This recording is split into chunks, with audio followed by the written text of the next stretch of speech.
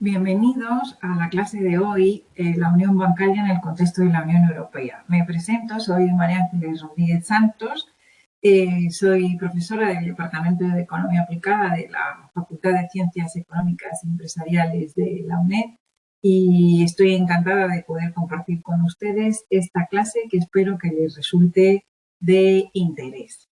Bien, me gustaría darles una panorámica general de lo que vamos a ver en esta clase.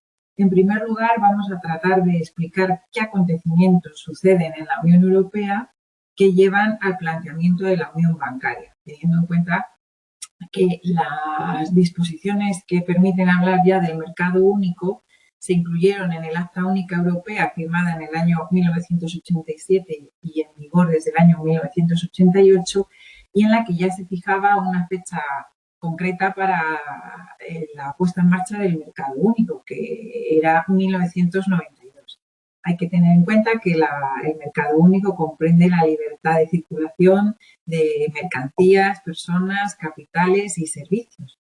En este marco nos estaríamos moviendo en el ámbito de los servicios y en concreto en los servicios financieros, y dejando claro que ese mercado único no se ha completado y se acelera o se impulsa el mercado único desde el punto de vista del sector financiero con la unión bancaria, que tiene también como objeto final la unión del mercado de capitales en la Unión Europea, y es básicamente lo que iremos a explicar. Bueno, pues una vez que determinamos qué elementos llevan a la Unión Europea a plantearse la unión bancaria, vamos a ver cuáles son sus grandes objetivos, vamos a explicar el código normativo único que la sustenta y también vamos a ver sus tres grandes pilares, cuándo se ha puesto en marcha cada uno de ellos y uno de los pilares veremos que todavía está en curso de ponerse en marcha. Bien, bueno, pues en líneas generales, y dado que vamos a hablar del sector bancario, vamos a ver cuál era la situación del sector bancario antes de la crisis financiera internacional. Bien, pues se caracterizaba porque era un sector interbancario, las relaciones entre los bancos de préstamos, etcétera, había mucha liquidez, no había problemas de liquidez. Y además, aunque quedaba mucho trabajo por hacer, bueno, pues había una tendencia hacia la convergencia de las condiciones de préstamos entre los Estados miembros a empresas o a familias. ¿Qué aflora desde el punto de vista que nos ocupa hoy durante la crisis financiera internacional? Comienza en Estados Unidos en verano de 2007, vamos a hablar de su inicio en la Unión Europea ya con todas las consecuencias en 2008, como veremos gráficamente, y podríamos hablar ya de empezar a salir de la crisis en el año 2013, como también veremos ahora a continuación gráficamente. Bueno, pues lo que se observa es que esa liquidez que en el periodo previo había en el mercado interbancario, pues esa liquidez se merma de manera muy significativa. También hay una merma en la concesión de créditos a la economía real, a las familias, a las empresas, y además los créditos que se otorgan tienen unas condiciones mucho más duras que en la etapa previa. Hay una mayor rigidez en las condiciones de los préstamos. También lo que se observa es una gran dependencia de las empresas por parte del sector bancario, es decir, que cuando necesitan préstamos, ellas acuden fundamentalmente al sector bancario. Y también lo que se deja de manifiesto es otra circunstancia, y es que en sus balances las empresas tienen muchos bonos o deuda del Estado en el que están citas, en el que se sitúan, ¿de acuerdo? Por otro lado, en cuanto al funcionamiento de los estabilizadores automáticos en esta situación de crisis, pues podemos hablar de dos elementos fundamentales que actuaron como estabilizadores. Por un lado, los presupuestos nacionales y por otro lado, los sistemas nacionales de protección social. En cuanto al primero de ellos, los presupuestos nacionales, pues lo que se deja también, o lo que aflora, o lo que se deja claro es que no todos los estados tienen la misma capacidad de actuación desde el punto de vista de sus presupuestos nacionales, y que había algunos países que no tenían suficientes reservas presupuestarias para hacer frente a las situaciones que se sobrevinieron y que afectaron a algunos con un carácter especialmente negativo. Igualmente ocurre en los sistemas nacionales de protección social, en la seguridad social, pues tienes que tener unas arcas nutridas para poder hacer frente a imprevistos. ¿Qué elemento, entre otros, subyacía en esta situación y sobre todo en la difícil situación que pasaron algunos Estados miembros, pues su incumplimiento en cuanto a la disciplina presupuestaria, en cuanto a los niveles de déficit público y deuda pública que exige el cumplimiento del Pacto de Estabilidad y Crecimiento. Ese incumplimiento lleva en esos casos a la apertura de procedimientos de déficit excesivo, ¿de acuerdo? Como tengo ocasión de darles a ustedes otra clase más en relación a la gobernanza económica, profundizaremos sobre esta cuestión. Pero ahora gráficamente veremos también cuál era la situación en cuanto a estas dos magnitudes que sirven para determinar la disciplina presupuestaria de los Estados miembros. Bien, pues si nos fijamos en el Producto Interior Bruto, en la tasa de crecimiento del Producto Interior Bruto, teniendo en cuenta que es en este caso esta medida como porcentaje de variación no solo del año anterior, sino también del trimestre anterior. Si nos fijamos en la línea continua, que vemos que prácticamente se superpone la de la eurozona y la de la Unión Europea, bien, pues vemos que los efectos ya de la crisis internacional se hacen sentir en la Unión Europea. En 2008 empieza ya esa disminución del crecimiento del Producto Interior Bruto, que queda patente ya en tasas negativas en el año 2009, como ustedes pueden observar aquí, y aunque hay una tendencia de recuperación en el año 2010, vemos que no se consolida, puesto que durante el año 2010 se recuperan las tasas de crecimiento, pero vuelven a caer en 2011 y hay que esperar hasta 2013, hasta finales del año 2013 para esa recuperación que comienza siendo lenta, pero parece ya que la tendencia positiva se consolida hasta la gran caída del año 2020 como consecuencia de la pandemia que estamos viviendo actualmente y que tiene unas repercusiones económicas, aparte de sociales, por supuesto, sumamente importantes. Si nos detenemos en las dos variables con las que medimos la disciplina presupuestaria que contempla el Pacto de Estabilidad y Crecimiento, bueno, pues si vemos el déficit público, el Pacto de Estabilidad y Crecimiento se establece que no debe haber un déficit público a nivel nacional por encima del 3% en relación al Producto Interior Bruto. Bueno, obviando el aumento del déficit público como consecuencia de la pandemia, y aquí hay una previsión de cómo se prevé su comportamiento durante este año y el siguiente. Bueno, pues vemos que como agregado, tanto en la Unión Europea como en la eurozona, pues vemos que se respeta ese nivel como agregado. Otra cosa sería la desagregación por Estados miembros. Si nos vamos por el contrario a los niveles de deuda pública, vemos que tanto a nivel agregado de la Unión Europea como de la eurozona están por encima del nivel de referencia que es ese 60%.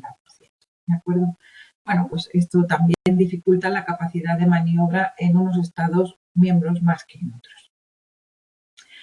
¿Qué supuso la crisis en la Unión Europea y concretamente en la eurozona? Bien, pues se materializan algunas de las incertidumbres que ya se habían asociado a la eurozona. Una de ellas es la pequeña capacidad presupuestaria que tiene la Unión Europea, la escasa capacidad de actuación con el presupuesto o con el marco financiero presupuestario que se venía manejando. Prueba de ello es que el marco financiero presupuestario actual, que cubre el periodo 21-27, pues ha tenido que ser completado con el plan de recuperación europeo con motivo de la pandemia, porque con el marco presupuestario, tal como está configurado, no era suficiente para cubrir las grandes necesidades que en estos momentos tiene la Unión Europea como consecuencia de la pandemia. Por otro lado, está clara la importancia que tiene el Banco Central Europeo en momentos complicados para la eurozona. La credibilidad del banco ha sido fundamental para mantener nuestra moneda única. Y también queda clara ya cuál ha sido la figura de prestamista en última instancia, que no estaba reflejada ni incluida en el mandato que se le dio en el Tratado de Maastricht al Banco Central Europeo. Está claro que ese prestamista en última instancia ha sido el Banco Central Europeo. Bien, aquí hay que tener en cuenta que aunque ya se ha dejado claro que la autoridad monetaria acude o responde en situaciones complicadas, lo que también hay que dejar claro que no vale cualquier comportamiento en el ámbito, por ejemplo, del sector financiero, a sabiendas de que tienes la entidad, el Banco Central Europeo, que te respalda, ¿no? Entonces hay que tener en cuenta los componentes referidos al riesgo moral. Bien, eso en cuanto a las incertidumbres de la eurozona y lo que vemos que ya aflora como consecuencia de la crisis. Por otro lado, lo que se deja clara una vez más es el carácter, que aunque la perturbación, en este caso, o el shock externo que viene de fuera es el mismo, la respuesta o cómo afecta a cada Estado miembro es diferente. Son perturbaciones de carácter asimétrico y hay muchos estados que han demostrado que tienen una capacidad bastante limitada para absorber esas perturbaciones asimétricas, ¿de acuerdo? Por otro lado, también se deja claro, y como hemos dicho anteriormente, muchos bancos tenían en su balance tenencia de deuda pública del Estado al que pertenecen. Bueno, pues eso ¿a qué contribuyó en una situación de crisis de la deuda soberana como lo que se ha vivido en la eurozona? Pues que se crea un círculo vicioso entre crisis bancaria, crisis de deuda soberana y crisis de la economía real. Y aunque los bancos han mejorado su liquidez como consecuencia ya de esa salida paulatina de la crisis, siguen acumulando en sus balances deuda pública de sus países de origen. Por otro lado, otra cosa que queda clara es que la situación de una entidad bancaria estaba condicionada también geográficamente, es decir, por el lugar en donde estaba localizada. Eso es fruto de esa fragmentación de los mercados financieros europeos. Están fragmentados porque no hay un mercado financiero único, ¿de acuerdo? Entonces, lo que se pretende evitar y sobre lo que se pone a trabajar la Unión Europea es para evitar en una próxima recesión este círculo vicioso entre crisis bancaria, crisis de deuda soberana y crisis de la economía real. Lo que está, en definitiva, de lo que se está hablando es la necesidad de mejorar la gobernanza económica, de mejorar la unión económica. Tenemos una política monetaria única en la eurozona, pero políticas económicas y fiscales nacionales. Entonces hay que aunar los esfuerzos y fijar objetivos comunes para mejorar esa unión económica y poder hablar realmente de una unión económica y monetaria. Bien, ¿a qué se apela entonces? Pues fundamentalmente a la resiliencia económica. En este caso, leo textual. La capacidad de un Estado para soportar una perturbación, algo sobrevenido que le viene del exterior, y recuperar rápidamente su capacidad de crecimiento después de la recesión. Esa capacidad, ¿qué va a determinar? Pues que se sea más o menos sensible a las perturbaciones que vienen del exterior de un modo sobrevenido. Es decir, cómo va a golpear de fuerte una perturbación externa a nuestra economía. ¿De acuerdo? Por otro lado, también, cómo es nuestra capacidad para absorber esas perturbaciones y minimizar sus efectos fundamentalmente sobre el crecimiento económico y, por supuesto, y por ende, sobre el empleo. Esos impactos pueden absorberse vía salarios y precios, como ha sido el caso de la última crisis, vía provisión de créditos, que fluyan los créditos, cosa que hemos explicado al principio cómo se limitó esa oferta de créditos y además se endurecieron sus condiciones, y por otro lado, compartiendo el riesgo financiero, evitando esa fragmentación del sistema financiero, que es en lo que va a trabajar en parte la unión bancaria. Y por otro lado, claro, la resiliencia económica y esa capacidad para enfrentarse a una perturbación externa también incide sobre la habilidad de recuperarse más o menos rápido. En definitiva, hay que trabajar por la consolidación de estructuras económicas resilientes, es decir, capaces de impedir que una perturbación sobrevenida que viene del exterior tenga efectos significativos y persistentes sobre la capacidad de producción y de generación de empleo de un país. es decir, suavizar el impacto. Estar preparado para recibir una situación que a priori sea negativa, pero minimizar sus efectos negativos al máximo. Por lo tanto, es necesario, en el ámbito que nos ocupa, avanzar en la integración del sector financiero para ser capaz de resistir una crisis que pueda venir en el futuro y que sus impactos sean más suaves. Por lo tanto, se plantea a la Unión Europea trabajar en esa unión bancaria, trabajar en esa creación de un sistema financiero único y también trabajar, por lo tanto, evitando la fragmentación del sector financiero. En definitiva, lo que subyace es la consecución de una unión del mercado de capitales. ¿Por qué? Bueno, pues porque está claro que es más fácil amortiguar unos impactos negativos si se están compartiendo los riesgos. Si hay unos mercados de capital integrados, teniendo en cuenta también que la crisis puso sobre la mesa la necesidad de la supervisión financiera y que se ha creado una estructura de supervisión financiera en la Unión Europea. Pero bueno, como digo, es más fácil amortiguar las perturbaciones si se comparten los riesgos. Y para tener un sector financiero sólido y capaz de responder ante situaciones adversas, pues los mecanismos de transmisión de política monetaria deben funcionar y debe haber un sector bancario capitalizado. Ante una situación adversa, ¿cómo se facilita el acceso a la financiación? Pues, ¿y cómo se facilita esa mayor capacidad para resolver las perturbaciones? Pues con la propiedad transfronteriza de activos, es decir, con la existencia de un mercado único de capitales, que, por ejemplo, tenencia de acciones entre países, y no hablar de mercados financieros, mercados de créditos a nivel nacional, sino que ellos estén integrados, que la situación que viva una entidad bancaria no esté supeditada al ámbito geográfico, sino que esa integración pues permitiría evitar esas características, esas características locales que ha dejado de manifiesto la crisis y cómo el ámbito geográfico ha repercutido especialmente también sobre determinadas entidades bancarias. En definitiva, lo que también es necesario es que la capacidad también de respuesta, como hemos visto, un elemento de respuesta para hacer frente a la crisis son los presupuestos nacionales y también hemos explicado que algunos presupuestos, en algunos países, esos presupuestos nacionales tenían escasez de reservas, no eran lo suficientemente flexibles para reaccionar ante situaciones adversas.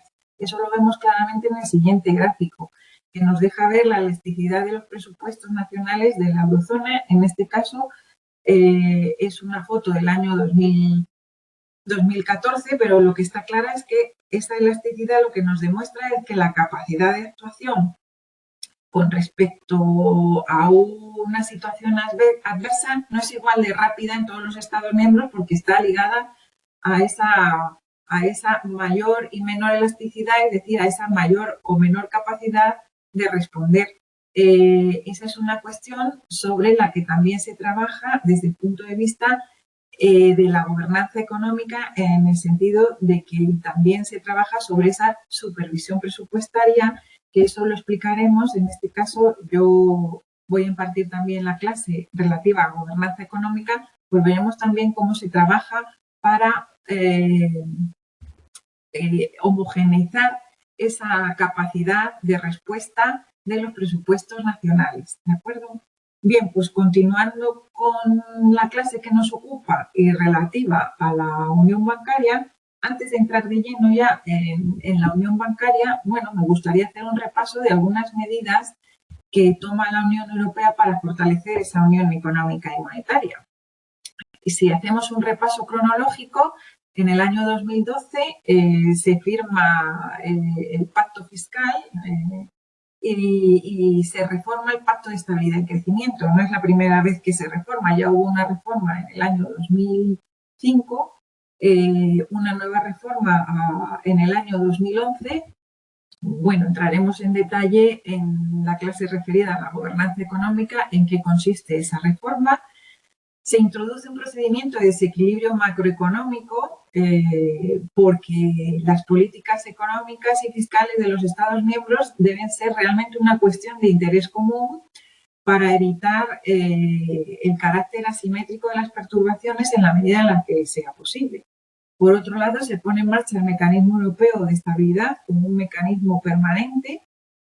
Este mecanismo que ha proporcionado y proporcionará fondos en caso para salvaguardar la estabilidad financiera, pone de manifiesto también el escaso margen de maniobra y lo pequeño que es el presupuesto de la Unión Europea. Cuando han venido situaciones difíciles, se han tenido que poner en marcha nuevos instrumentos. En el caso de la crisis financiera internacional, se crea como mecanismo permanente el Mecanismo Europeo de Estabilidad.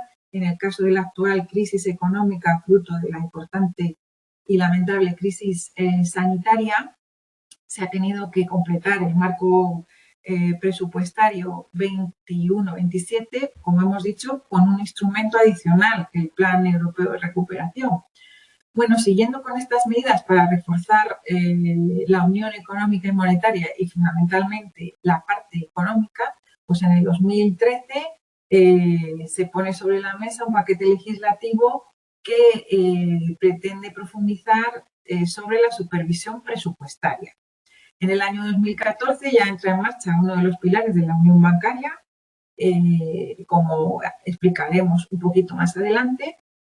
Por otro lado, también se pretende establecer un instrumento presupuestario de convergencia y competitividad, que veremos también en qué consiste. Y bueno, hay una cuestión sumamente importante, reforzar el Eurostat. El Eurostat, como todos sabemos, es la oficina estadística de la Comisión Europea. ¿Por qué es importante? Porque tener buenos datos estadísticos es muy importante también para tomar determinadas medidas. Entonces, es una fuente fundamental tener unos buenos datos estadísticos.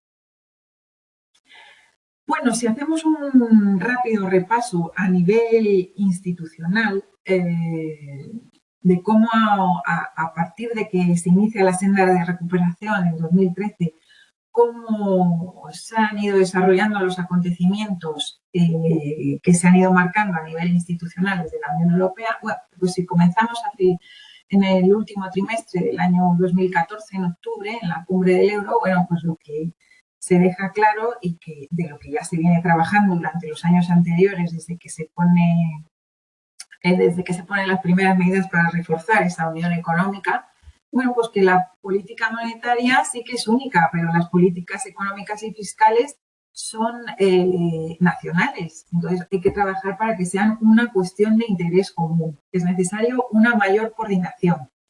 Con los elementos que estaban sobre la mesa para coordinar las políticas económicas, estaba claro que no había sido suficiente. Se pone en marcha un grupo de trabajo para trabajar en esta cuestión. Meses más tarde, ya a finales del año 2014, se crea el Fondo Europeo para Inversiones Estratégicas, dependiente del Banco Europeo de Inversiones y gestionado por este Banco Europeo de Inversiones y que forma parte del gran plan de inversiones de la Unión Europea que fue puesto en marcha en 2014. Y en definitiva, se está trabajando para completar el mercado único y en este caso específico y en el tema que hoy nos ocupa, el de servicios financieros. En las conclusiones, ya casi un año después, en el año 2015, se sigue trabajando para consolidar esa unión bancaria, lo iremos viendo cuando expliquemos los pilares y cuándo entra en funcionamiento cada uno de ellos, esos pilares de la unión bancaria. Y volvemos a insistir y se vuelve a insistir a nivel institucional la necesidad de un sistema financiero unificado e integrado que permita la correcta transmisión de la política monetaria, por ejemplo, trabajando vía presupuestos nacionales y tratar de homogeneizarlos y que respeten el pacto de estabilidad y crecimiento, la diversificación del riesgo entre países. Esa diversificación del riesgo hará más fácil una respuesta y minimiza los efectos negativos, y confianza en el sector bancario como instrumento de recuperación ante situaciones adversas. Bueno, pues damos un salto en el tiempo. De 2015 pasamos a 2019, donde ya se plantean esas características del instrumento que hemos comentado hace un momentito, relativo a la competitividad y la convergencia. Está previsto que se ponga en marcha durante este periodo 21-27 y tiene que financiar las reformas estructurales y las inversiones públicas con cargo al presupuesto de la Unión Europea. ¿De acuerdo? Trata de fomentar el crecimiento de la eurozona y la resiliencia de la que hemos hablado del área del euro. Y por otro lado, un elemento muy importante, no está sujeto a condicionalidad. Bien, toda esta situación también ha hecho plantear la necesidad de una reforma del mecanismo europeo de estabilidad, creado como mecanismo permanente y que en los últimos años de la crisis actuó como instrumento de rescate. Bien, pues este ha sido reformado y finalmente ha sido firmado ese tratado reformado MEDE en enero de 2021 y se inicia ahora un proceso de ratificación de ese tratado que establece la reforma del Mecanismo Europeo de Estabilidad. Bien, y ya situándonos en el año pasado, pues se continúa trabajando, y ahora veremos por qué, en este proceso de unión bancaria. Lo que subyace al final es consolidar o seguir trabajando al menos en una unión de los mercados de capitales. Y por otro lado, y eso también, si han analizado o han leído algo al respecto sobre el marco financiero presupuestario 2021-2027, pues lo que se pretende a fin de cuentas es que la Unión Europea sea líder a nivel mundial en materia de financiación ecológica, en que todos sus objetivos económicos estén impregnados también del concepto de desarrollo sostenible y la consecución también de los objetivos de desarrollo sostenible. Bien, pues entrando ya de lleno en la unión bancaria, como empecé comentando al principio de la clase, vamos a ver cuáles son esos grandes objetivos de la unión bancaria y que necesita para su funcionamiento también un código normativo único y se sustenta además en 3 pilares. ¿De acuerdo? Bien, ¿qué se persigue con la unión bancaria? Con evitar la fragmentación del sector bancario de los países de la Unión Europea y concretamente de la eurozona. Bien, pues se trabaja por conseguir un sector financiero y en este caso un sector bancario más transparente. Esa transparencia que lleva consigo, pues el establecimiento de normas administrativas comunes. Normas comunes en relación a la supervisión, a la reestructuración, si es necesario, de una entidad bancaria o a la resolución de una entidad bancaria. Ahora explicaremos estos conceptos. Por otro lado, se pretende conseguir un sistema financiero unificado, evitar la fragmentación del sector bancario y un tratamiento igualitario a todas las entidades bancarias, sea donde sea el Estado miembro en el que estén situadas y que no esté supeditada a su salud, por así decirlo, su salud financiera o no, al ámbito geográfico en el que estén situadas, ¿de acuerdo? Eso sería la cuestión fundamental. Y por otro lado, que el sector bancario sea un sector seguro, ¿no? Para garantizar esa seguridad, pues se tiene que poner en marcha un mecanismo de actuación temprana si se advierten riesgos en esa entidad bancaria en este caso. Bien, pues todos estos ámbitos lo vamos a explicar ahora y son los 3 grandes apartados que sustentan esa unión bancaria. Bueno, por lo tanto, como ya hemos visto, es una respuesta a la crisis financiera de 2008 que se prolonga hasta el año 2013 y a la crisis de deuda soberana en la eurozona. Esta unión bancaria, como pueden haber desprendido lo que hemos venido diciendo, tiene un carácter supranacional y se sustenta en un código normativo único, es decir, textos legislativos, leo textual, aplicables a entidades financieras y que garanticen la igualdad de oportunidades en todo el conjunto de la Unión Europea, para evitar distorsiones en el mercado único, es decir, garantizar, en cierto modo, que el mercado único funcione y que sea garante también de la estabilidad financiera en la Unión Europea. Bueno, pues ahora vamos a ver en qué consiste ese código normativo único. Bueno, pues ¿cuál es el objetivo fundamental de ese código normativo único? Pues lo ligamos al concepto de transparencia que debe caracterizar a esa unión bancaria, cuando hemos comenzado a entrar ya de lleno en el concepto de unión bancaria. Y se trata, por lo tanto, de eliminar diferencias legislativas entre los Estados miembros y, sobre todo, proteger a los consumidores. Y lo que subyace es la armonización de las legislaciones nacionales, que es la prioridad fundamental del mercado único, ¿eh? Y sobre lo que se viene trabajando desde que se puso en marcha en 1992 con mayor o menor éxito, y hemos ido viendo que como los acontecimientos que en general han repercutido negativamente, pues están haciendo que se impulse ese trabajo por consolidar el mercado único con mayor o menor éxito. Bueno, a nivel estrictamente jurídico, bueno, pues el Código Normativo Único se sustenta sobre las directivas que tienen ahí recogidas, referidas a requisitos de capitales, al sistema de garantía de depósitos y a los procedimientos de reestructuración y resolución bancaria. Pero entrando en los conceptos fundamentales que suponen cada una de ellas, empezando por la directiva referida a los requisitos de capital, pues se sustenta en los acuerdos de Basilea III.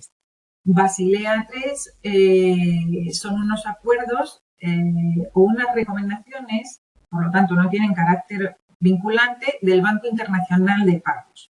La Unión Europea y su sistema financiero suele adherirse a esas recomendaciones del Banco Internacional de Pago y en este caso las directrices corresponden al conjunto de medidas que recomiendan y que tienen la denominación de Basilea III porque ha habido un Basilea I y un Basilea II, ¿de acuerdo? Y son del Banco Internacional de Pago. Si alguno de ustedes tiene interés por entrar, la página web es con las siglas en inglés BIS.org. ¿Qué se pretende con esto, con la directiva de los requisitos de capital? Bueno, pues tres conceptos fundamentales. Garantizar la actividad de préstamos durante procesos de recesión. Hemos comenzado la clase diciendo cómo se restringe la oferta de créditos y además se endurecen las condiciones, ¿vale? Otro pilar de esta directiva de requisitos de capital, la capacidad del sector bancario para resistir adversidades. Para eso debemos evitar la fragmentación, ¿vale? Y luego mejorar la gestión de riesgos. Pues ahora vamos a ver cómo con la unión bancaria se intenta mejorar esta gestión de riesgos y cómo se ponen los instrumentos jurídicos sobre la mesa con esta directiva. En cuanto a la directiva referida al sistema de garantía de depósitos y que forma parte, como hemos dicho, de ese código normativo único, bueno, pues a fin de cuentas lo que se pretende es garantizar la estabilidad financiera. ¿Cómo? Pues protegiendo a los depositantes, ¿de acuerdo? Y como un elemento de prevención de cuando hay situaciones complicadas, pues prevenir las retiradas masivas de depósitos cuando hay sospechas que tiene de problemas en un banco o problemas de quiebra en un banco. Bueno, pues también la unión bancaria habilita un sistema para evitar que se llegue a extremos de este tipo, de retiradas masivas de depósitos. Y en cuanto a la tercera directiva que soporta este código normativo único, pues tenemos la que se refiere a la reestructuración y resolución bancaria, que también vamos a explicar más profundamente. Bueno, pues se va a poner a disposición liquidez para hacer frente a la resolución de una entidad bancaria, que ahora veremos lo que es. Con esto se pretende evitar, si ya se resuelve una entidad bancaria en el sentido de que se liquida o de que se pone en marcha un plan para hacerla viable, pues se evita crisis bancarias y su contagio al sector. Se establece también en caso de bancos de quiebra, en caso de que haya una quiebra en una determinada entidad, pues un plan que permita hacer las cosas de manera ordenada y evitar el efecto contagio, por lo tanto minimizando, como bien se plasma ahí, las repercusiones sobre la economía real y sobre la estabilidad del sector financiero.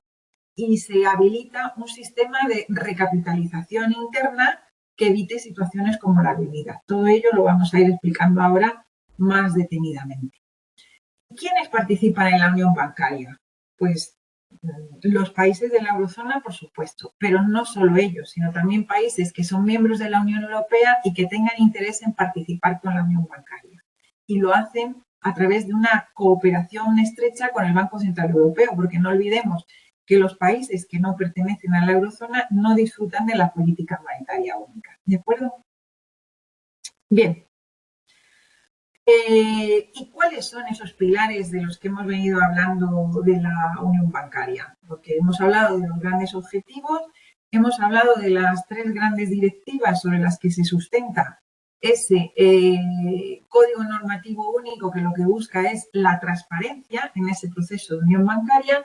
Y ahora vamos a ver cuáles son los pilares, los 3 pilares de la unión bancaria. Bueno, pues tenemos el mecanismo único de supervisión, en marcha desde 2014, el mecanismo único de resolución en marcha desde 2015 y, por último, el sistema europeo de garantía de depósitos, que todavía no se ha concluido. Es un tema en curso sobre el que la Unión Europea sigue trabajando. Bien, vamos a entrar de lleno en el pilar 1, el mecanismo europeo de supervisión. Vamos a ver qué es ese mecanismo europeo de supervisión. Bueno, como acabamos de mencionar, está operativo desde el año 2014, se convierte en el órgano de supervisión bancaria supranacional, es decir, que no está ligado a intereses nacionales, por lo tanto tiene un carácter independiente, y el pilar fundamental es el Banco Central Europeo, que va a encargarse de supervisar a los bancos de la unión bancaria, y para ello tiene en su mano ese código normativo único, ¿no?, en aras de la transparencia de las medidas que se tomen en el sector financiero de la eurozona y de la Unión Europea, en el caso de los Estados miembros que voluntariamente deciden participar en este mecanismo único de supervisión. ¿Ustedes forman, por lo tanto, el mecanismo único de supervisión? Pues como tienen ahí gráficamente, el Banco Central Europeo y las autoridades nacionales de supervisión. ¿De acuerdo? ¿Cuáles son los objetivos del mecanismo único de supervisión? Bueno, pues garantizar que haya un sistema bancario sólido y seguro, que proteja a los consumidores, a los depositantes. Garantizar la estabilidad financiera en la Unión Europea y asegurar una supervisión coherente y que sea efectiva, por supuesto. Bueno, pues entonces en este marco único de supervisión, que hemos dicho que está formado por el Banco Central Europeo y las autoridades nacionales de supervisión, ¿cuál es el papel que tiene el Banco Central Europeo? Bueno, pues este se va a encargar de autorizar o no el establecimiento de entidades de créditos. Va a vigilar que se cumpla ese código normativo único, las normas prudenciales porque lo que se trata de evitar son situaciones como las que se han vivido en estos años pasados como consecuencia de una recesión económica importante. Por lo tanto, va a vigilar que el capital interno de esas entidades bancarias se ajuste al perfil de riesgo de esa entidad. Va a supervisar también los grandes conglomerados financieros y, sobre todo, intervención temprana, en el caso de que se detecten riesgos o incumplimiento de los requisitos de capital fijados por directivas. Y además este Banco Central Europeo, o el Banco Central Europeo, mejor dicho, va a rendir cuentas al Consejo de la Unión Europea y al Parlamento Europeo. ¿De acuerdo?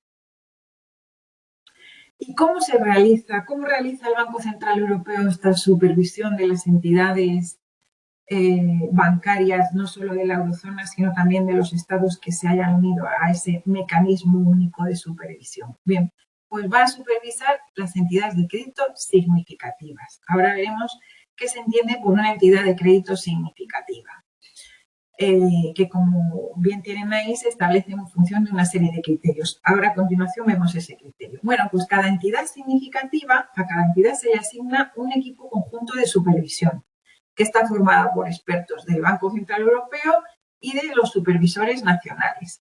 Luego hay otras entidades menos significativas que no son las que se engloban, lógicamente, en las significativas, que veremos cuáles son, pero que también están bajo la supervisión de las autoridades nacionales y, en este caso, con la colaboración del Banco Central Europeo. No están sujetas a ese equipo conjunto de supervisión, como en el caso de las entidades de crédito significativas. ¿Y cuando una entidad de crédito se le considera significativa? Pues ahí tienen ustedes esos indicadores que nos ayudan a discernir la significatividad o no de una entidad bancaria. El tamaño tiene que tener unos activos mayores o iguales a 30.000 millones de euros o que supongan el 20% de los activos del país de origen, a su importancia económica, no solo para, que puede ser no solo para el Estado al que pertenece, sino para la economía de la Unión Europea en conjunto. También como indicador se utiliza el volumen de sus actividades transfronterizas, tienen que tener sus actividades transfronterizas deben ser mayores a 5.000 millones de euros, o bueno, luego los ratios activo-pasivos tienen ahí también el indicador. Y bueno, y por último, otro indicador es el referido a la asistencia financiera pública directa. Si ha solicitado o recibido financiación de MEDE, mecanismo de rescate habilitado como consecuencia de la crisis financiera internacional pasada y cuyo antecesor fue el Mecanismo Europeo de Estabilidad Financiera, que se extinguirá en el momento en el que se extingan los préstamos que esta entidad proporcionó y que fue el mecanismo previo a la creación del MEDE. Bueno, pues eso en cuanto a las variables que se utilizan para considerar un banco o una entidad bancaria significativa. Pero bien, también pueden haber cambios de estatus. ¿A qué nos referimos? Que en función de cómo evolucionen esos indicadores, una entidad puede pasar de menos significativa a significativa o puede pasar de significativa a menos significativa. En el segundo caso, pues sería si no cumple los requisitos que hemos mencionado durante 3 años seguidos, esa entidad que se consideraba significativa deja de serlo, pasa a la categoría de menos significativa. Y la supervisión vuelve a la autoridad nacional, ¿de acuerdo? En cooperación con el Banco Central Europeo, pero ya no existe ese equipo del que hablábamos anteriormente.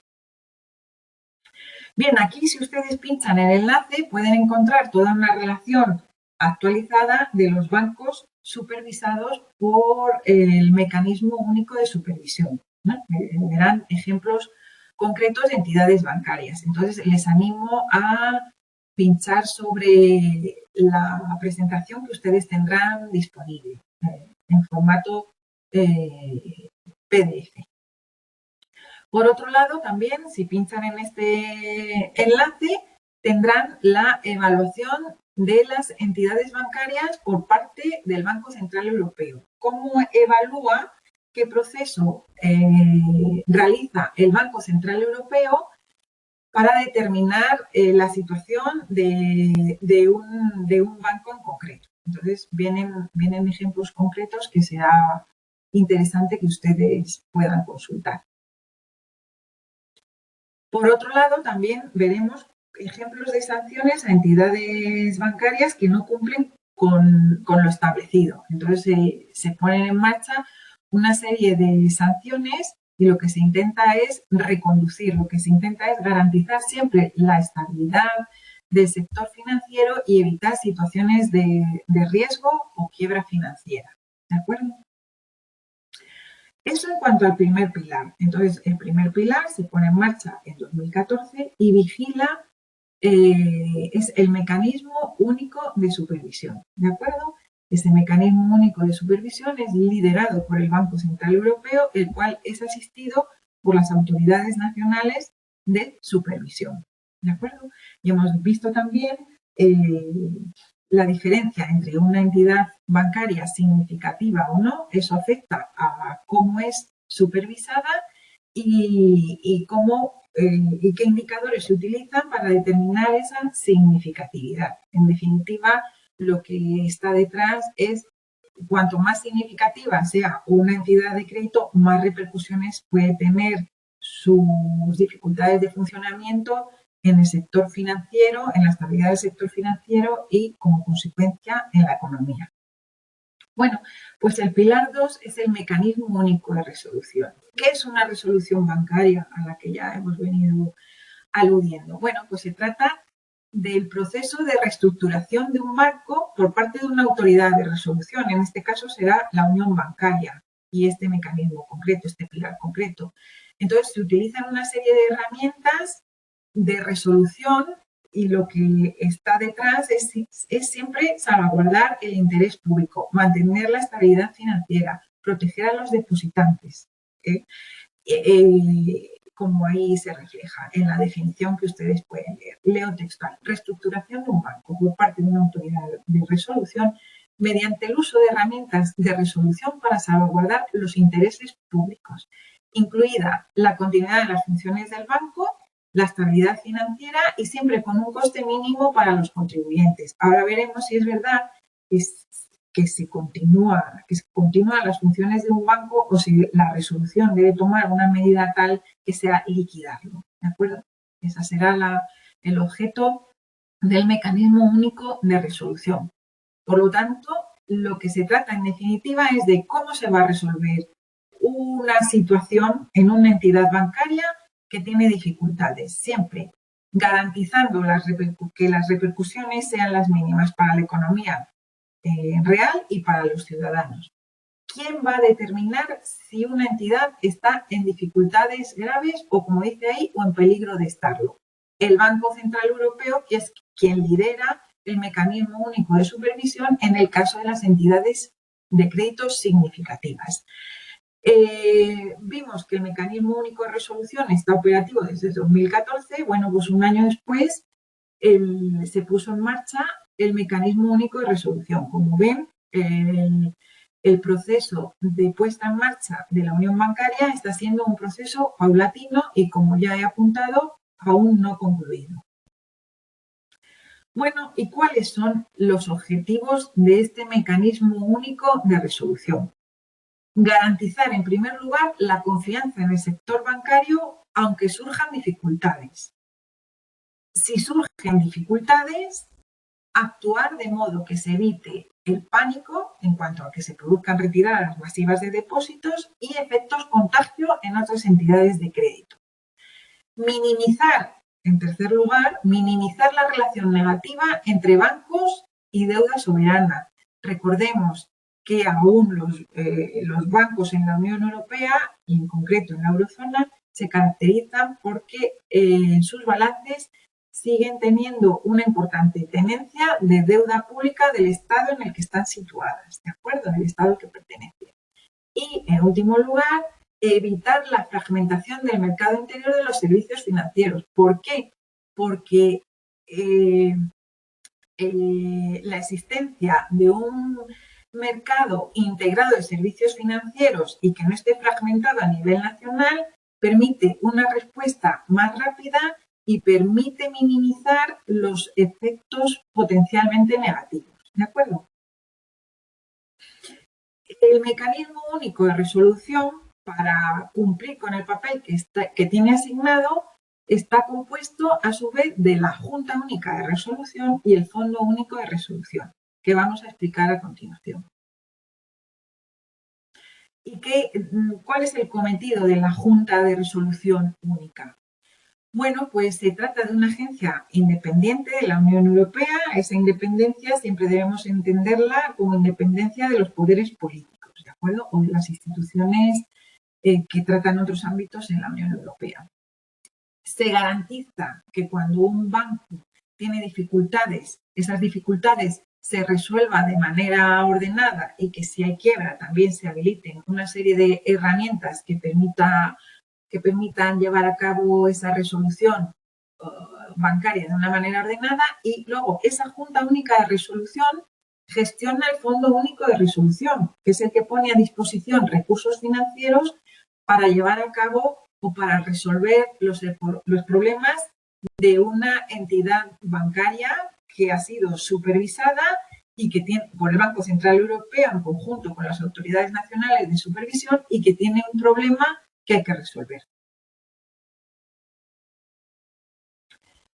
Bien, pues seguimos dentro del ámbito de esta Junta Única de Resolución, tiene internamente funciona con una sesión ejecutiva, que es la que toma las decisiones de resolución, que explicaremos cómo pueden ser esas decisiones de resolución, que pueden ser liquidar un banco o inyectar recursos y evitar la quiebra.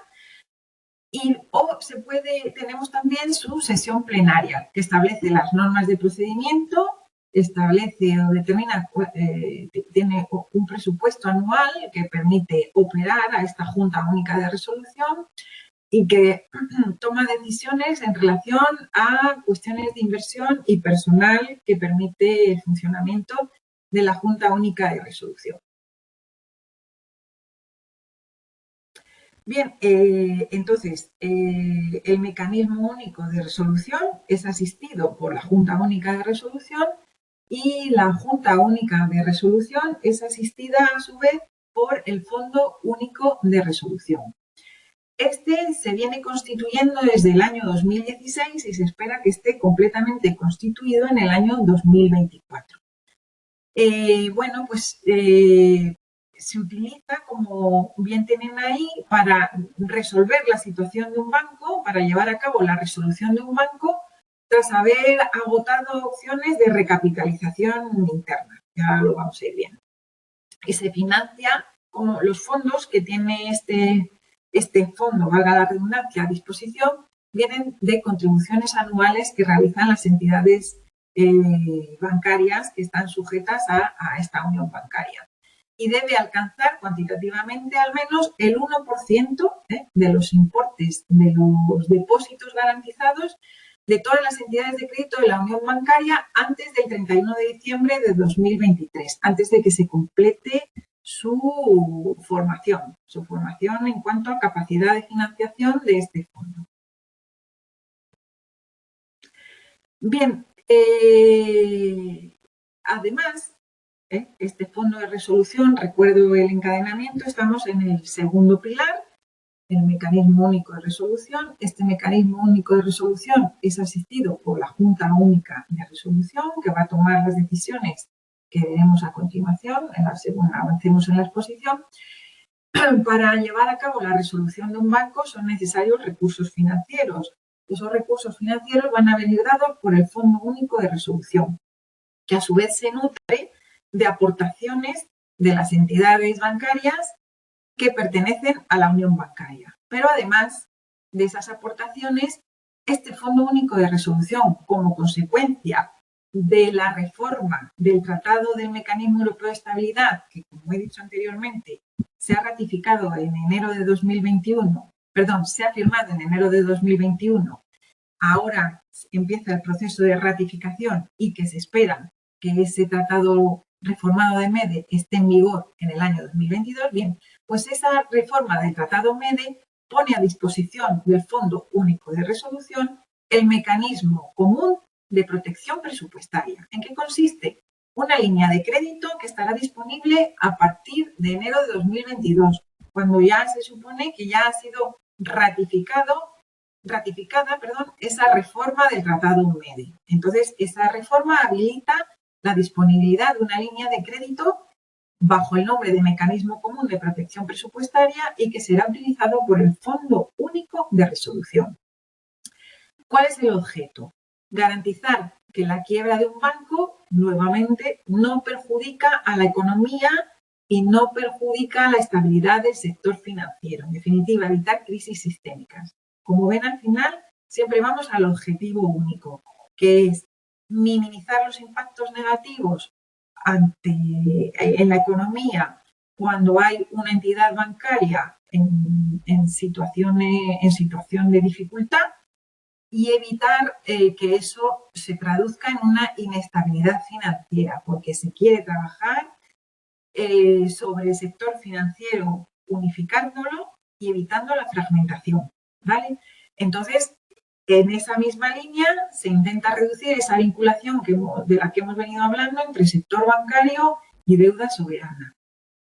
¿Cuándo se empieza a utilizar esta línea de crédito? Aunque esté disponible a partir de 2022, eso no quiere decir que tenga que empezar a utilizarse, sino que se utilizará cuando el Fondo Único de Resolución, en una determinada circunstancia, agote sus recursos y se cumplan unas determinadas condiciones de usos que están estipuladas en ese tratado de reforma. Es decir, ¿cuándo puede suceder esta situación? Pues cuando la liquidación tenga que llevarse a cabo la liquidación de no un banco, sino varios. Entonces, el Fondo Único de Resolución, con sus recursos financieros, no sea capaz de llevar a cabo por sí solo, con sus recursos, esa liquidación. ¿De acuerdo?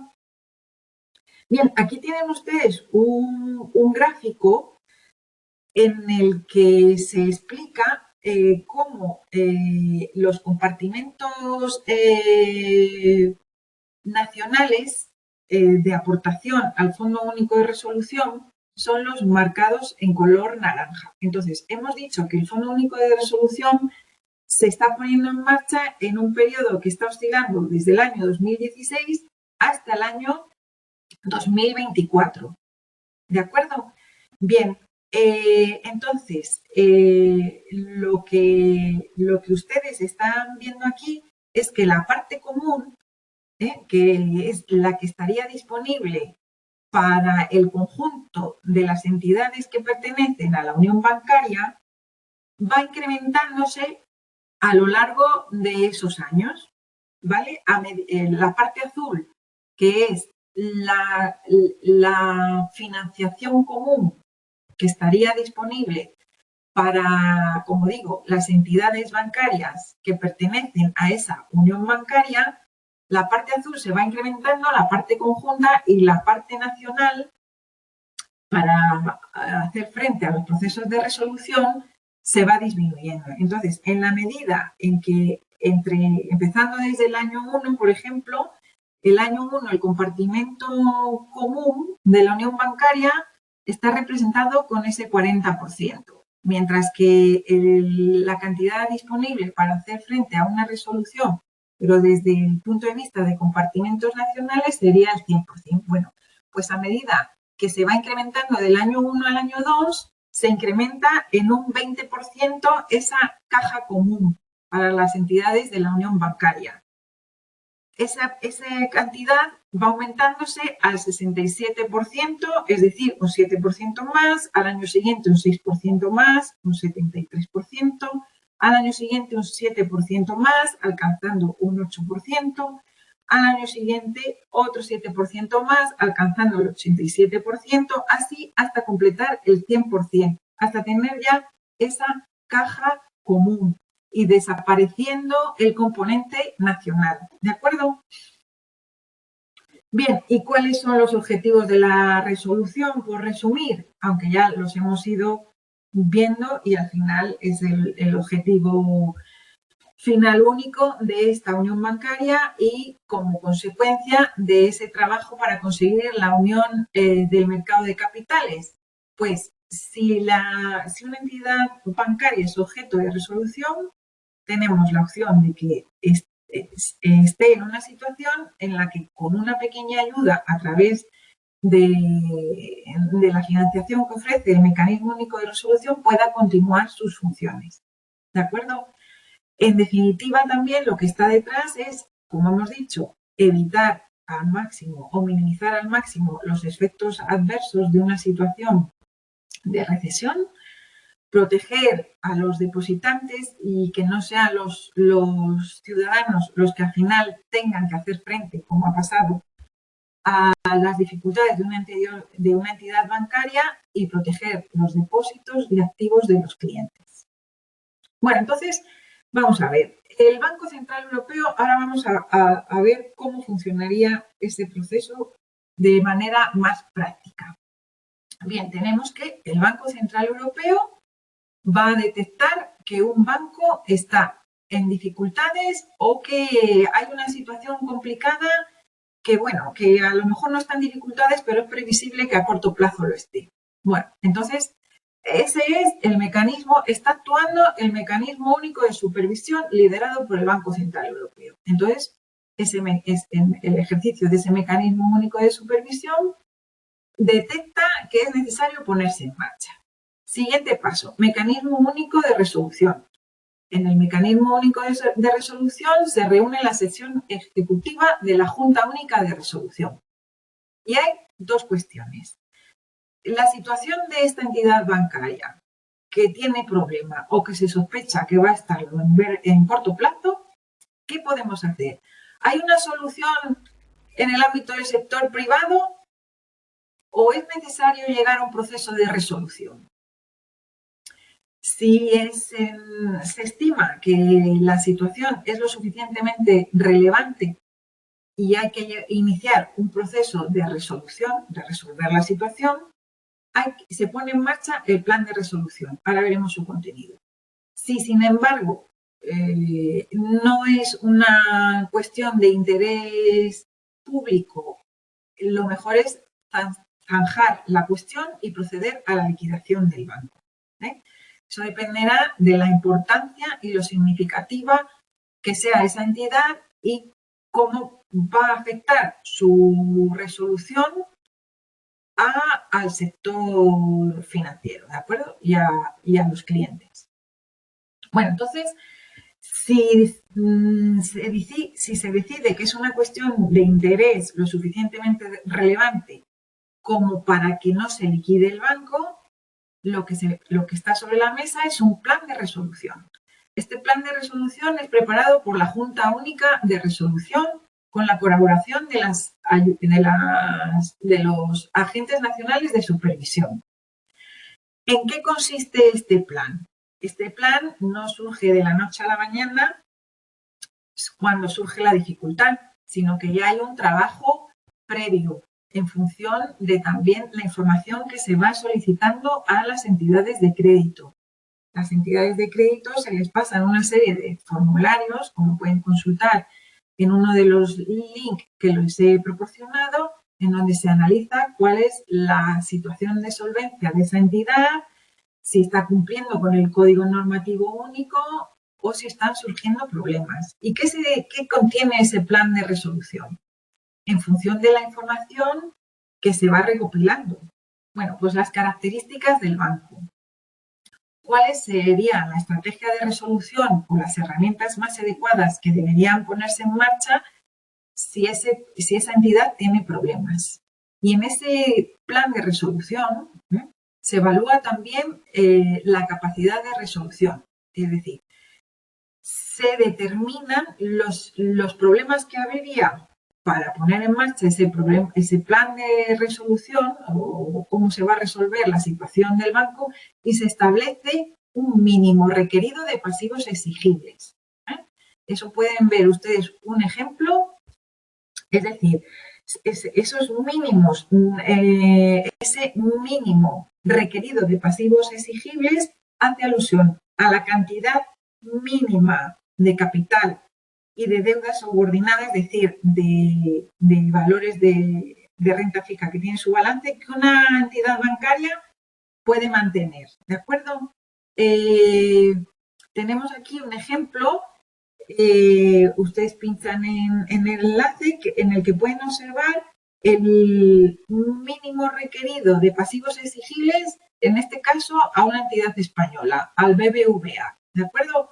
Como ven, todo esto no es solo en el plan teórico, sino que viene funcionando ya de manera concreta y en este caso en lo que se refiere al mecanismo único de resolución desde 2015.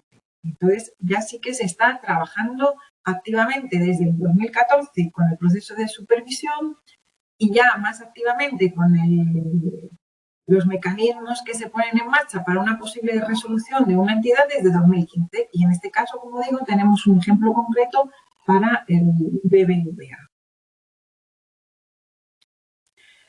Bien, entonces hemos hablado de herramientas de resolución, ¿no? Según la situación que tenga una entidad. ¿Cuáles van a ser esas herramientas? Bien, pues tenemos 4 herramientas definidas en este mecanismo único de supervisión. La venta de instrumentos empresariales, el establecimiento de una institución puente, la separación de activos O el bail-in es un rescate, pero en condiciones diferentes al rescate que se produjo durante la crisis financiera internacional, que era el bailout, ¿de acuerdo? ¿Y en qué consiste la venta de instrumentos empresariales? Bien, pues lo que se intenta establecer es una serie de prácticas comunes entre las autoridades que resuelven la situación, entre las autoridades nacionales que resuelven la situación crítica de una entidad bancaria. ¿Y a qué se están refiriendo esta serie de prácticas comunes? Pues prácticas comunes o una forma de actuar común a la hora de vender la actividad de una institución que es objeto de resolución. Esta entidad sobre la que se está poniendo un proceso de resolución tiene una actividad. A esa actividad no puede desaparecer de un plumazo, hay que darle salida. Entonces, se pone sobre la mesa una serie de prácticas comunes para vender o para garantizar la continuidad de esa actividad. Eso en cuanto a la venta de instrumentos empresariales. Otra herramienta de resolución es el establecimiento de una institución puente.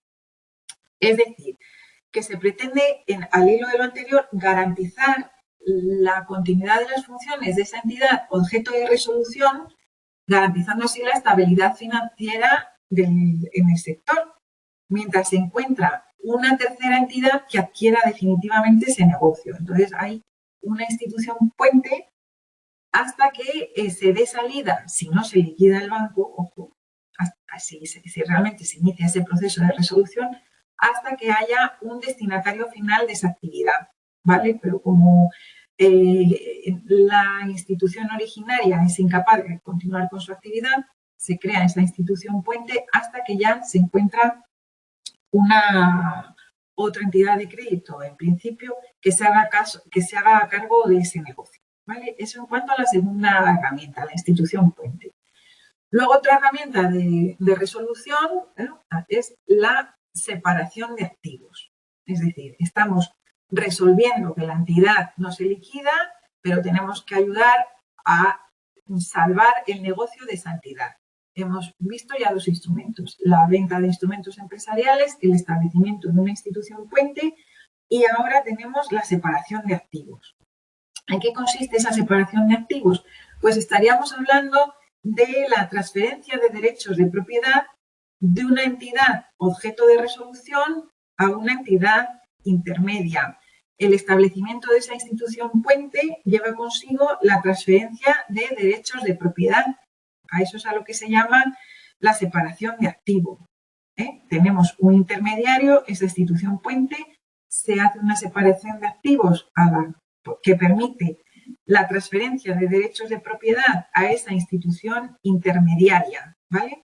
Que es la que va a gestionar esos activos y sobre todo es muy importante, en ocasiones esos activos van a ser difíciles de valorar o vamos a hablar de activos tóxicos.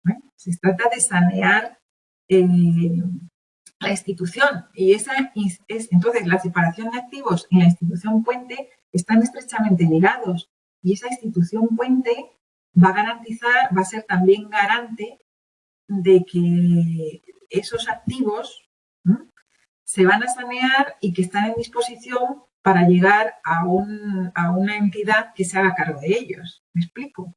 Bien, y por último tenemos el bail-in, que en contrapunto al bailout, ahora explico, utilizado en los rescates de la crisis financiera vivida en los años pasados. Bueno, pues en el caso que aquí nos ocupa, en el bail-in, en este caso sí que los acreedores de la entidad crediticia objeto de resolución sí que van a soportar parte de la carga de ese proceso de resolución de una entidad. Entonces, se elimina el riesgo para los contribuyentes, para el cliente que ha hecho su depósito en una entidad bancaria completa. Y se obliga a los acreedores a hacer frente también a ese proceso de resolución. ¿Cuál es la diferencia con el bailout? Pues que al final en el bailout fuimos los contribuyentes los que soportamos el rescate de esas instituciones. aquí la situación cambia. Y se hace más responsable a los acreedores, aparte de que se establece un plan de resolución que minimiza el impacto. ¿De acuerdo? ¿Y qué principios, al hilo de esto, qué principios debe cumplir la resolución? Protegiendo a los contribuyentes, evitando o garantizando la estabilidad financiera y, por lo tanto, evitando el contagio y el pánico. Bueno, pues, ¿quiénes van a ser los primeros en asumir las pérdidas en una entidad objeto de resolución? Los accionistas. En segundo lugar, los acreedores. ¿De acuerdo? Se sustituye, por otro lado, la cúpula directiva de esa entidad objeto de resolución. Los acreedores se establecen por categorías, entonces todos los de la misma categoría serán tratados de la misma manera. Y luego, ningún acreedor incurrirá en pérdidas mayores de las que hubiera incurrido en un procedimiento normal de insolvencia de una entidad crediticia. Y por otro lado, los depósitos, eso también lo vamos a ver en la cuantía ahora, aunque muchos de ustedes lo recordarán, que se amplió el sistema de garantía de depósitos como consecuencia de la crisis pasada. Los depósitos están cubiertos por el sistema de garantía de depósitos. Esto nos llevaría al tercer pilar de la unión bancaria, que aún no está concluido. ¿De acuerdo? Bien. Entonces, haciendo un resumen de lo que hemos venido viendo desde que hemos hablado del segundo pilar del Mecanismo Europeo de Resolución, tenemos que es el Banco Central Europeo, como líder de la supervisión en la unión bancaria, el que notifica a la Junta Única de Resolución que un banco está en quiebra o que está en peligro de quiebra. En sesión ejecutiva, la Junta Única de Resolución decide si se va a una solución privada, es decir, si se liquida el banco o se resuelve de otra manera, o si la resolución se tiene que poner en marcha porque es una entidad lo suficientemente significativa y que afecta al interés público en general. Entonces, en este caso, ¿cuáles son las condiciones de resolución? Bien, si se opta por la solución privada, el banco se liquida. Si se considera que es lo suficientemente relevante y que hay que emplear otra vía para garantizar la estabilidad financiera, se adopta un sistema de resolución. Ese sistema de resolución determina cuáles son los instrumentos más adecuados para llevarlo a cabo, que los acabamos de citar, y qué recursos financieros va a necesitar, es decir, la utilización del Fondo Único de Resolución. ¿Cuándo entra en marcha este plan de resolución del que ya hemos detallado anteriormente sus puntos? A las 24 horas de la aprobación por la Junta Única de Resolución. Ahora bien, durante este proceso, durante esas 24 horas, aquí la Junta Única de Resolución ha aprobado un plan de resolución, ¿vale? Y durante esas 24 horas, la Comisión Europea puede adoptar o dar el visto bueno a ese sistema, a ese plan de resolución acordado para esa entidad concreta. ¿De acuerdo? Entonces se ponen en marcha las autoridades nacionales de resolución. O bien puede formular objeciones a ese plan de resolución acordado o a ese sistema de resolución acordado por la Junta Única de Resolución. Y puede la Comisión Europea proponer al Consejo de la Unión Europea que formule objeciones, ¿de acuerdo? Porque no, la Comisión Europea a priori considere que no es una entidad de interés público y por eso quiere poner objeciones o echar atrás el plan de la Junta Única de Resolución. Entonces, en este caso, si el Consejo formula objeciones, entonces a ese plan se corta el proceso ya no se continúa con la resolución y se liquida la entidad conforme a la legislación nacional, ¿de acuerdo?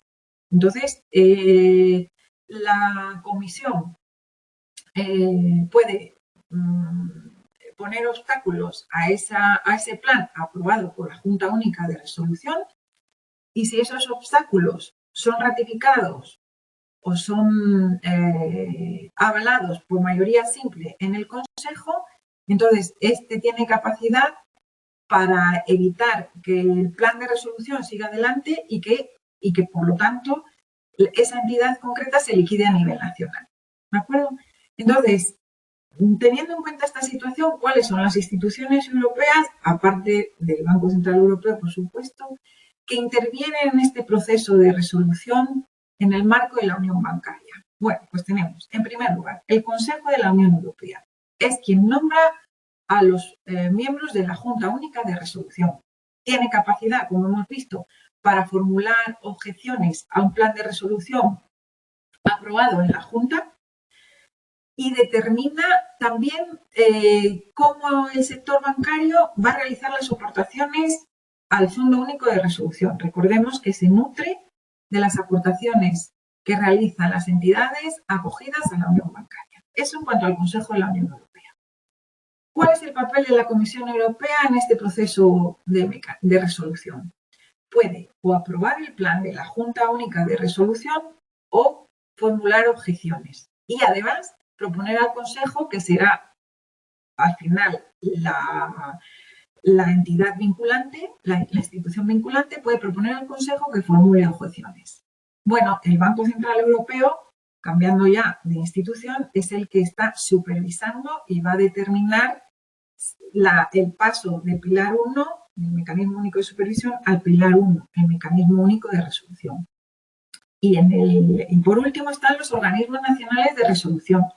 Van a llevar a cabo el proceso de liquidación de una entidad cuando el Consejo de la Unión Europea rechace el plan de resolución o cuando de la Junta o cuando la propia Junta decida que no es una institución de interés público y que hay que proceder a la liquidación. ¿De acuerdo? Bien.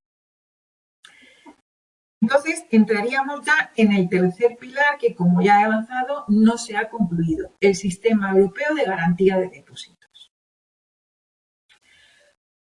¿Cuál es el objetivo final de poner en marcha este Sistema Europeo de Garantía de Depósitos? Bueno, pues se pretende garantizar que un euro depositado en un banco, en un Estado miembro, tenga el mismo valor en todos los Estados miembros, es decir, evitar la fragmentación. ¿Eso cómo se consigue? Con la igualdad de condiciones, el mecanismo,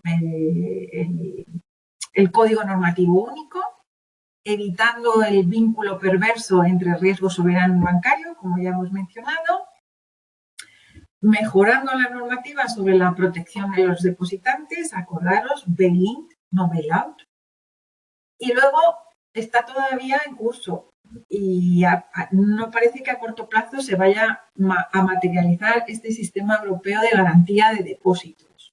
Entonces, mientras tanto, pues se está tratando de mejorar la integración transfronteriza del sector financiero, de la que hemos empezado hablando, como garante para minimizar impactos negativos como consecuencia de una hipotética recesión.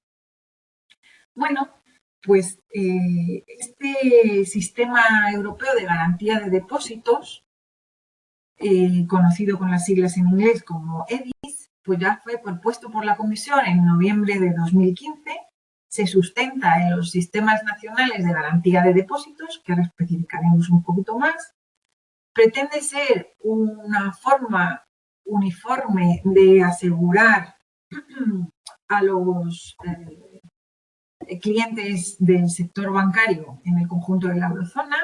Sería aplicable a depósitos inferiores a 100.000 euros. Recuerden que estaban garantizados los depósitos hasta 100.000 euros. Se amplió el límite como consecuencia de la crisis. Y que, bueno, pues igual este fondo, este sistema tiene que nutrirse de aportaciones, y las contribuciones a este fondo se aumentarían paulatinamente en el tiempo y en la etapa final de construcción de este sistema europeo de garantías de depósitos, pues la protección de los depósitos bancarios sería financiada en su totalidad por ese fondo común, en colaboración con los sistemas de garantía de depósitos nacionales. Bueno, pues ¿cuál sería la evolución? Pues tenemos que en azul clarito sería la participación desde 2017 hasta 2024. Recordemos que 2024 sería la fecha en la que ya termina la constitución del Fondo Único de Resolución, recordemos. Bueno, pues la parte en azul clarita habla de las aportaciones y de los fondos nacionales del sistema de garantía de depósitos. Están compartimentados a nivel nacional. Y la parte en azul oscuro serían los fondos de uso del fondo ya, pero con las aportaciones de uso común, no fragmentación a nivel nacional, ¿de acuerdo? Entonces, pues igual la parte nacional iría a lo largo de los años con un comportamiento, como ven, primero creciente y después decreciente. Bueno, pues ese compartimento azul claro iría disminuyendo y en el 2024 desaparecería esa fragmentación nacional y tendríamos una caja común para resolver situaciones en las que es necesario apelar al sistema de garantía de depósitos. Pero no sería un uso fragmentado a nivel nacional, sino que sería una caja común, ¿de acuerdo?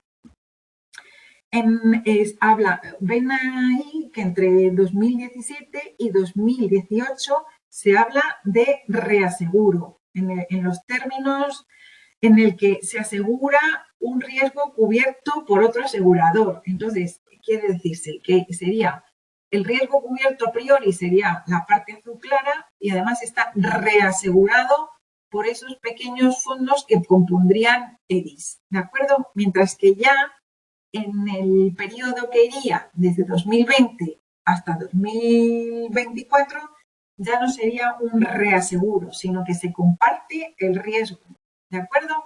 Es la diferencia. Bien, esos sistemas de garantía de depósitos a nivel nacional. Bueno, pues si un banco quiebra y los depósitos que han realizado los clientes no están disponibles, ese sistema de garantía de depósitos tiene que reembolsar a los depositantes. Hay un límite, como acabamos de ver. Y luego todos los bancos tienen que hacerse miembros de ese sistema de garantía de depósitos. Estamos hablando a nivel nacional, no se ha terminado de configurar el europeo. Y se construye con aportaciones de los bancos a nivel nacional, sistemas de garantía de depósitos nacionales, en función de esas aportaciones del nivel de riesgo. ¿De acuerdo? El fondo se compone de activos de bajo riesgo, como es lógico, y que sean fácilmente disponibles en caso de quiebra, ¿de acuerdo? Que sean fácilmente rescatables para utilizar esa financiación, ¿de acuerdo? Bueno, pues estos sistemas nacionales de garantía de depósitos, al menos cada 3 años se realizan pruebas para garantizar su efectividad, ¿de acuerdo? Y pueden financiar la resolución a nivel nacional de los bancos cuando la Junta Única de Resolución o el Consejo de la Unión Europea deciden que el banco se liquida, pues esos sistemas nacionales de garantía de depósitos financian esa liquidación de los bancos en determinadas condiciones, ¿de acuerdo?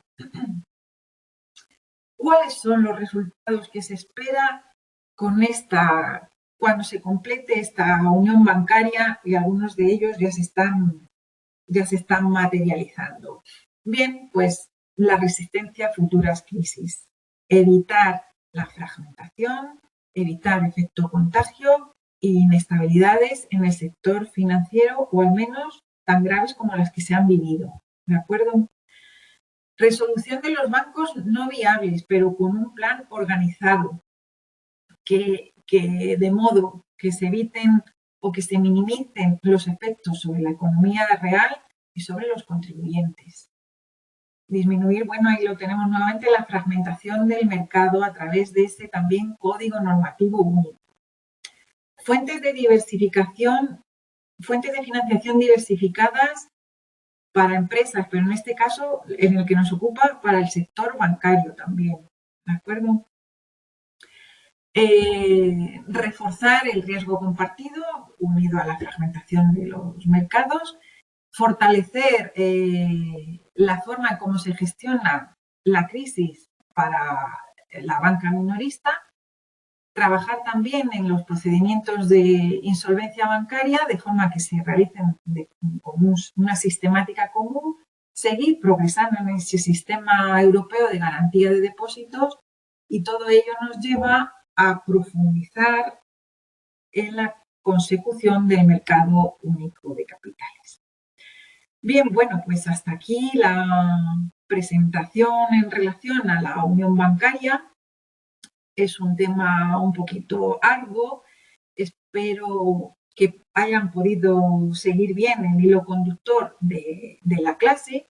A continuación, como les comentaba, pues tienen ustedes una serie de bibliografía que puede ayudarles a completar determinadas cuestiones que les hayan resultado de especial interés y por mi parte agradecerles su atención, agradecerles su interés por el módulo en general y por esta asignatura en particular y espero compartir con ustedes nuevamente tiempo en el tema referido a la gobernanza de la Unión Europea y a su refuerzo.